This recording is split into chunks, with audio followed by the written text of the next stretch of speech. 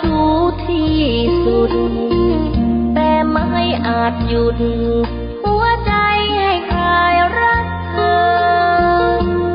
บอกตามตรงว่าฉันนี้อยากเสนอร้นเปรอรักเธอผู้เดียวรู้ทั้งรู้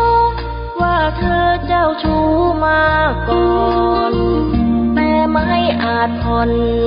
หัวใจให้คลายมันเกลียวบอกตามตรงว่าใจฉันนั้นเล่นเหนียวโปรดแลเลียวรักเธอด้วยความจริงใจฉันคงเกิดมาเพื่อรักฉันยอมอกหักเพราะรักคนที่ถูกใจเธอจะเจ้าชู้ฉันรู้เป็นเรื่องของชายถึงเธอจะเลวเพียงใดแต่ใจฉันยังคงมันรู้ทั้งรู้ว่าเธอเจ้าชู้ที่สุดสักวันต้องหยุดหัวใจเธอได้สักวันหากวันไหนที่เธอนั้นได้รักฉันถึงวันนั้นเธอคงรักฉันคนเดียว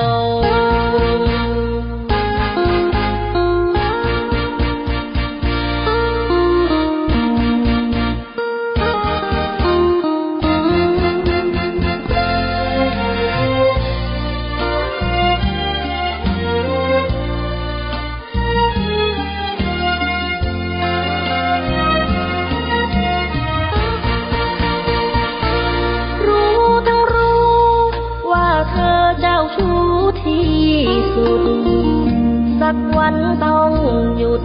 หัวใจเธอได้สักวันหากวันไหนที่เธอนั้นได้รักฉันถึงวันนั้นเธอคงรักฉันคนเดียว